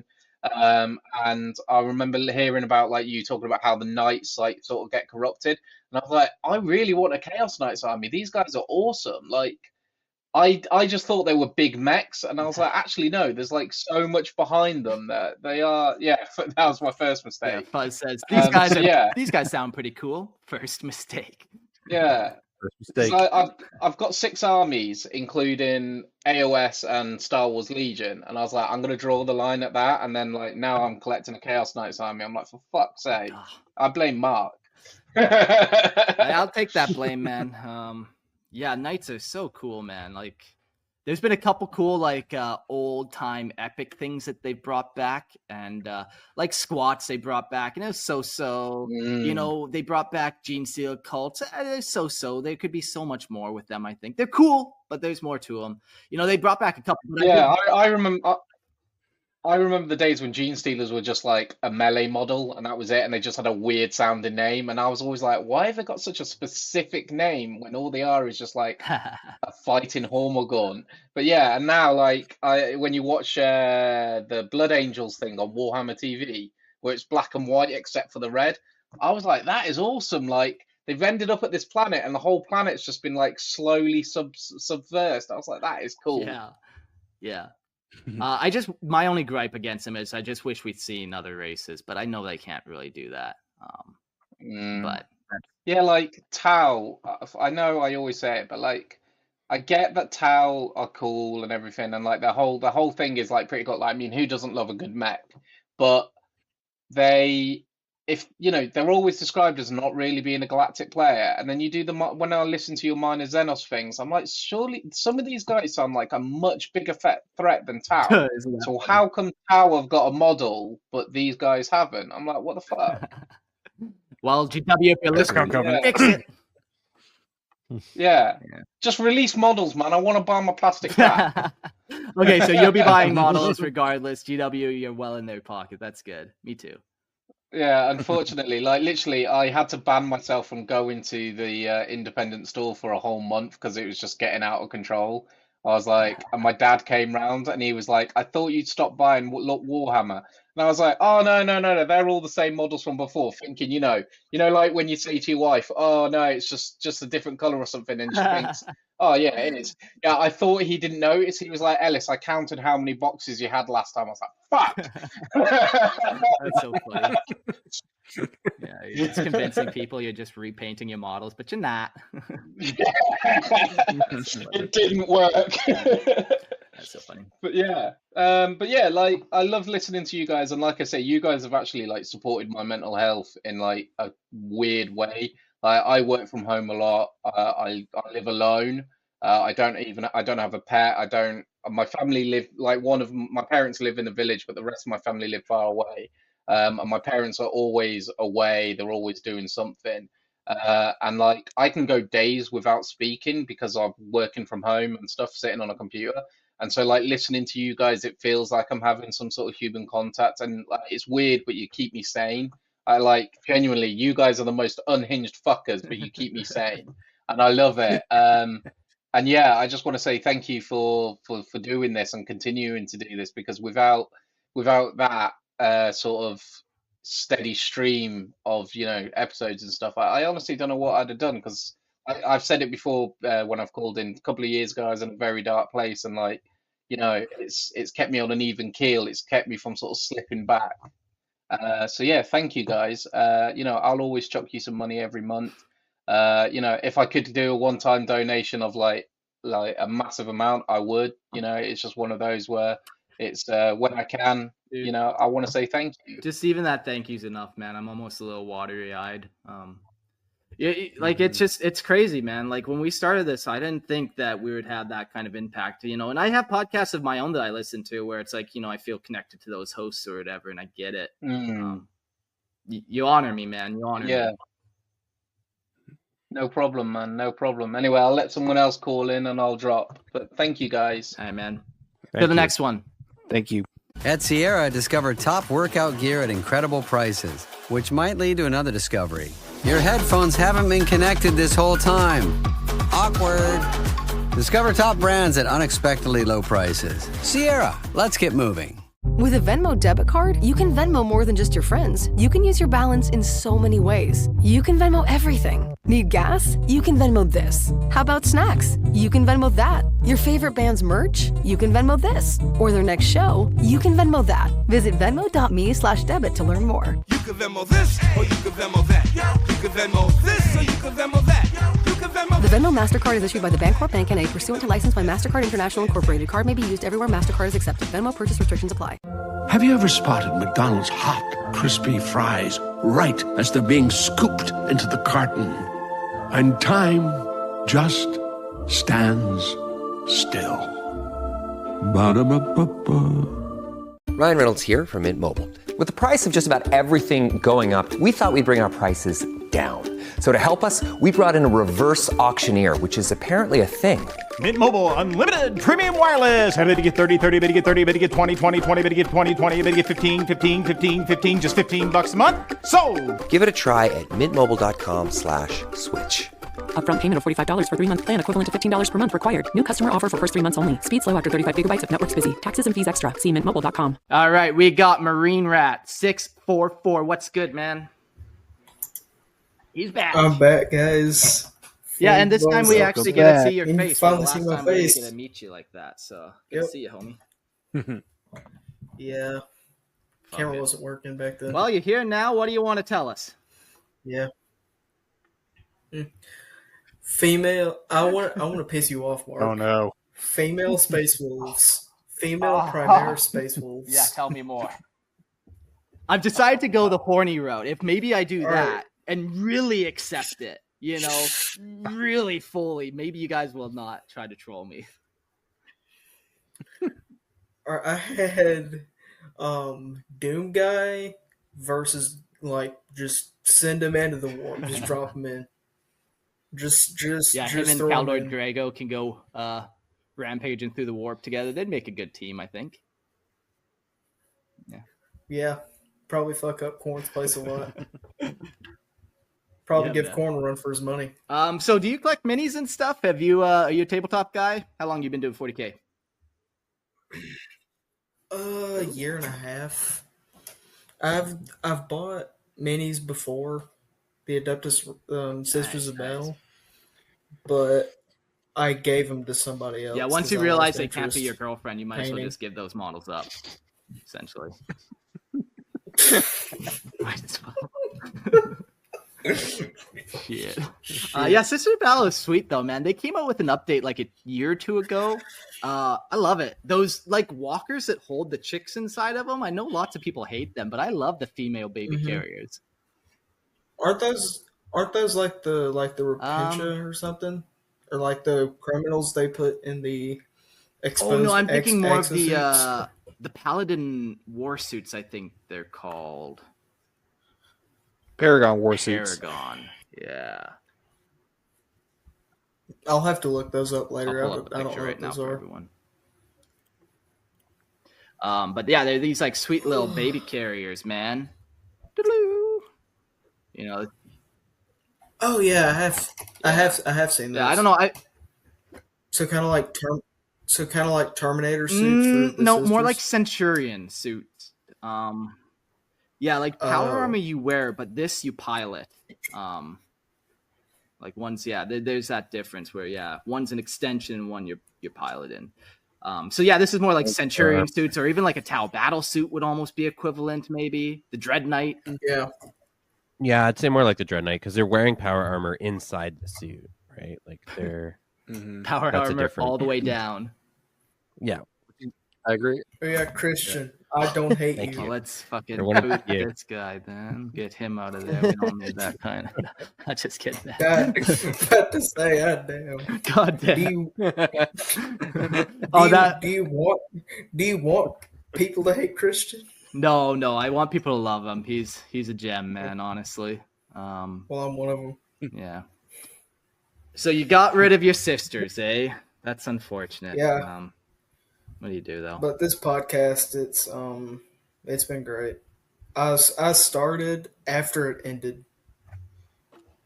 Yeah, what was that like?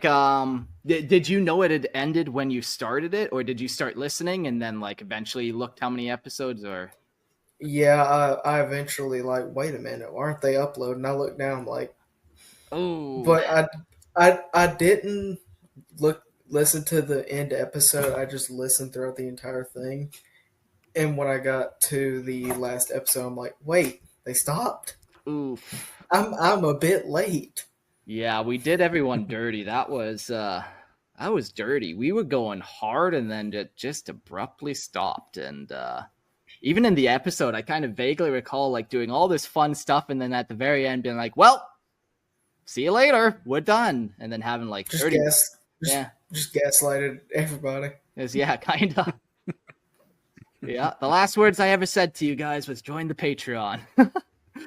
Yep. Yeah, no. It's been cool. It's funny that Lorehammer has had such longevity and people have gotten 7 years ago, a year ago, whatever, recently.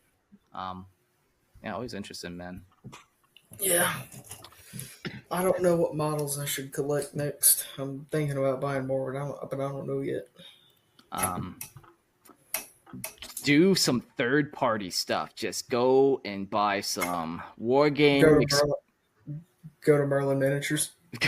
No, they sell official stuff, not like third-party. Okay. But yeah. War game exclusive. I've been eyeballing a bunch of their minis lately. They got some very cool, just every type of everything, man. Alternatives, all types of alternatives. Yeah, it's been really fun listening to this podcast. It's really entertaining. Do you have a favorite episode or anything? Or more? I like the Khan and the Dark Angels thing. Yeah, okay. Because I didn't know a lot about the Dark Angels or the White Scars. Yeah. And the Space Wolves, I got caught up in the memes. Me too. Made a meme or two myself, but that happens. Caught up in the meme. After I listened to the episode, I'm like, they're not space furries anymore. Yeah, like especially the memes weren't true. Yeah, especially 30K. Like they're the Vikings, where Dude, their Space Wolves are scary. Yeah. Don't tell that to a Thousand Suns fanboy. Well, I think we found your answer. Now you go buy some Space Wolves. Don't buy into the meme. Don't believe the meme. Now you have to repent and buy every box. Am I gonna have to get in a cage match with a Thousand Souls player? I think so. That's what tradition dictates. I think you can handle it though.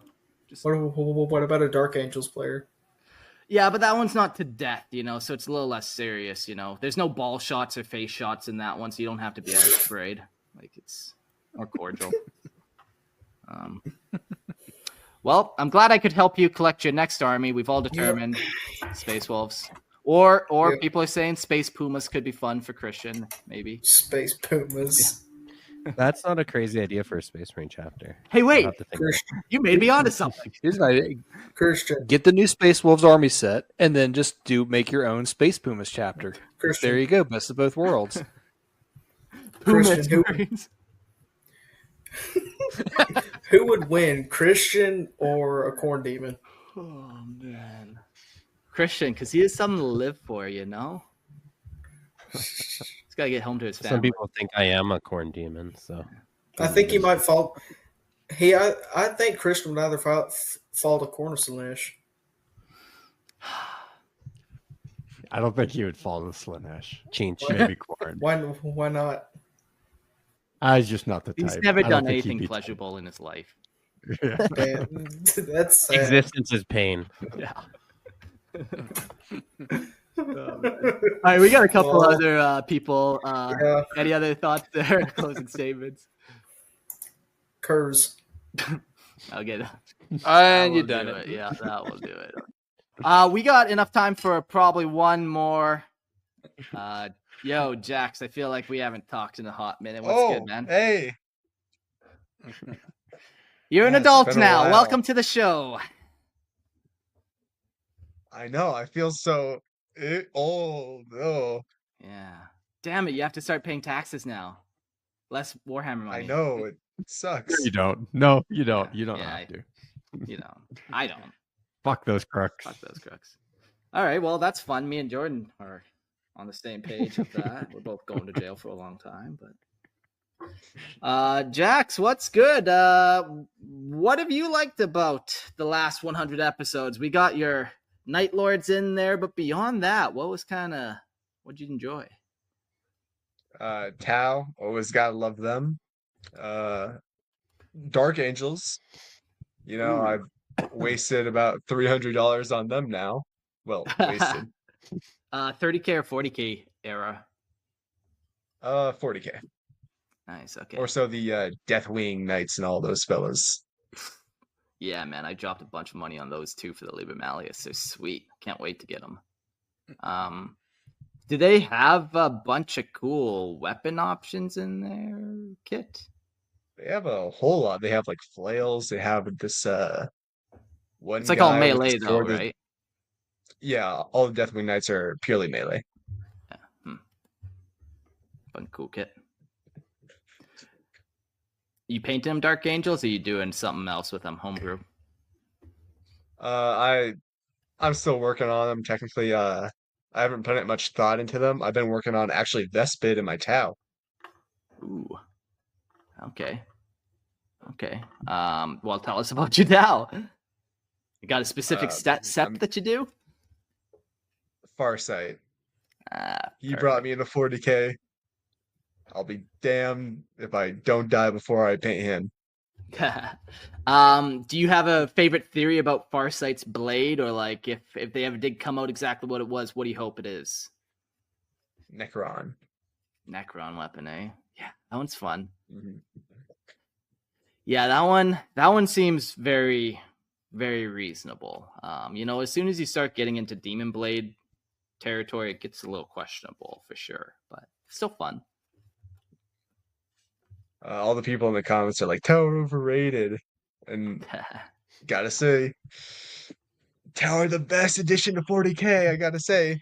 They're the best, the absolute best. No other Xenos have ever Xenos like the Tau. We're better than Primaris. Yeah, I don't know. The Tau are fun. They're one of those ones. I think ultimately it's fun to shit on anything, even if you like it. I don't know what that says, but that's what I get joy from. I gotta say, I came into Lorehammer with all my Night Lord simpingness. Yeah. And for better or worse, a lot more people know about Night Lords. Yes, they do. Mostly for the worst.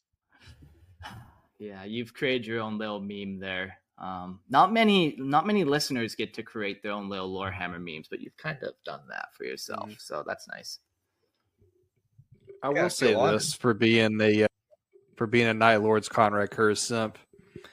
Guess what? You're still the Alpharius of the Discord. Damn it. Yeah. Yeah, that'll happen. What else do you want to say to us? I gotta say, I started my Warhammer journey with a video about the Tau.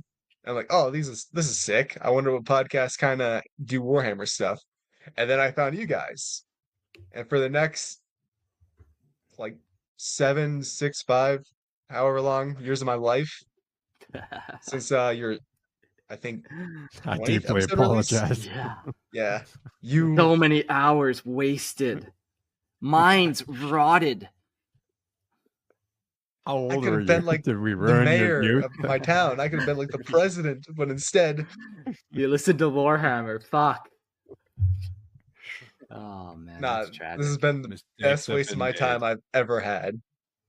Yeah, Not no, even a it's fine. waste. We've joked about you before. We're like, just imagine Jax. He's gonna be like that. He's a 17-year-old kid, and he's probably thinks it's so cool. And we just, that's just funny. You're gonna look back one day and look, that was a weird time in my life. I think. He has a lot of regrets. Yeah. No regrets We all- whatsoever. My only Well, regrets you're is not I old couldn't enough to have preach about Conrad Kurz more. Oh yeah. Cool. Well, final thought, and then I think we're gonna pretty much close out the show here. Anything else you want to say? Conrad Kurz is the best. Get a Tau Army if you haven't already. And Farsight specifically. if you're not already subbed to the Patreon to Lorehammer, what are you doing? Get a job, subscribe. Thank you. Yeah, cool. Thanks for calling in. Sorry to everyone else in the chat. I know there's a lot of people waiting. But yeah, we have to close her down. I got a couple more quick little things to do before we end the show. It's fun just shooting the shit, guys. Especially doing those battery bust episodes recently, a couple bonus episodes like this. It's been fun just hanging out. But we got to get back to the official stuff soon. Episode 201 is Blood Angels. It's going to be wild. I got some thank yous to say.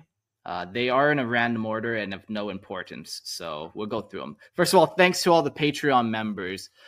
Without you guys, this show would definitely be a lot harder. Definitely. So every dollar you guys send, it keeps the show alive. We really do appreciate it. Thank you guys so much. The highest supporting member is UK Matt still, believe it or not.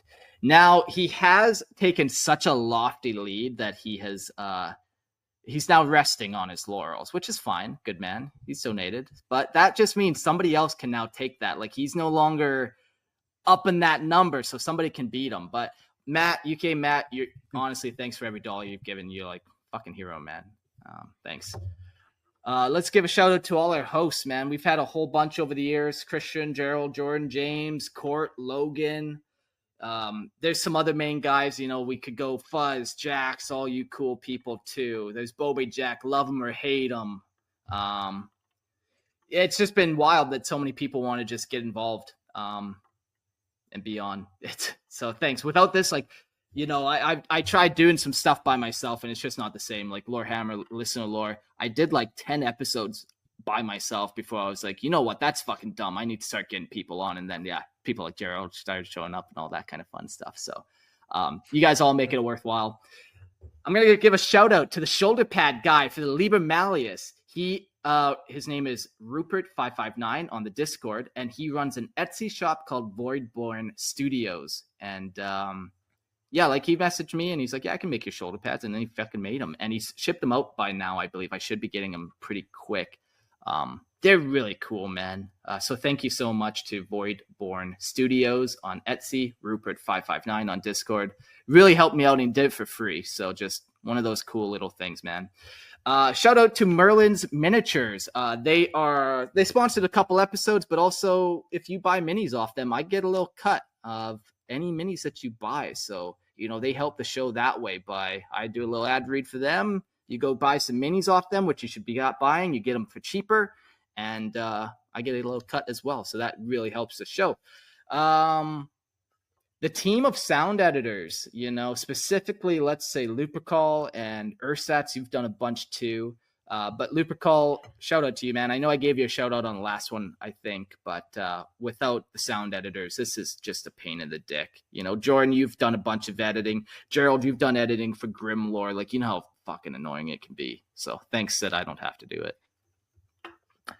Up next, we got IG posts. If you follow our Instagram or Facebook or maybe even TikTok, there's posts. There's daily posts, typically little lore blurbs, and Ursats and Christian make those. I make the odd one, but it's typically Ursats, a little bit of Christian. So if you're ever wondering who's making those, that's who's up to it. Pretty cool. Thank you so much, Ursats, for giving your time and making those. I only take credit if they were acceptable. Anyone that anyone is criticizing, those were Ursat's posts. Yeah, no, So exactly. Yeah. Is there still Lorehammer Facebook? Yes, there still is. But yeah, those posts are up there. If you ever want to make posts like that, message me. Maybe Ursats would like a week off and you guys could make something. So yeah, that's pretty cool. Next shout out, the Discord lore helpers. You know, they don't do much, but they're there, and that's their point. They're just supposed to kind of be there and be friendly. They're not mods. They're just friendly people and people that I kind of vibe with or whatever. And I'm like, yeah, you can kind of represent us to some degree or whatever the fuck that means.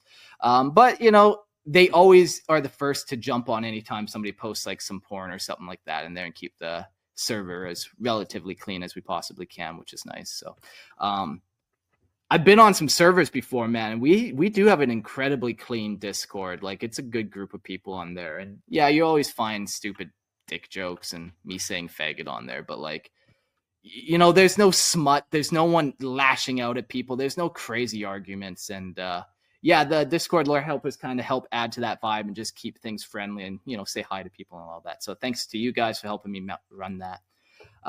And I'll save the best for last. Special thanks to my wife, who not only lets me do this, spend time doing this, but also she does a lot of the social media. Like, she does all the posting.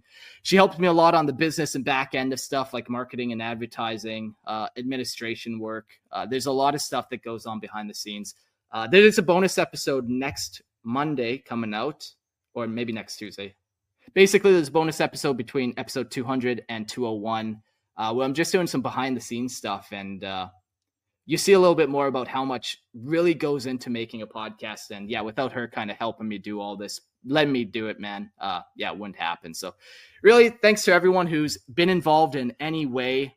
It's been a hell of a long time doing this, and it's been so much fun. I'm blown away, man. So cool. Do you guys want to say any thanks?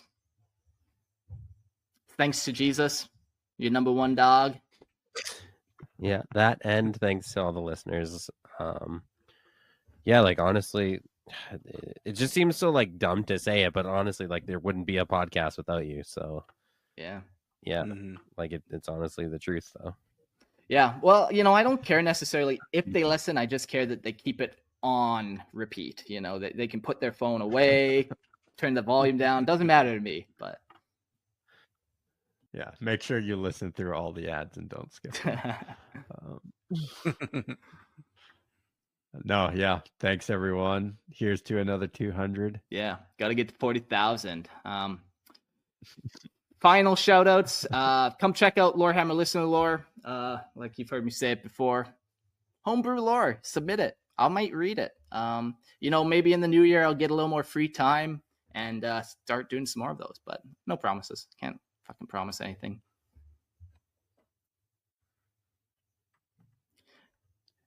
We also got Star Lores. Go check out Star Lores with those guys, Chris and Jordan.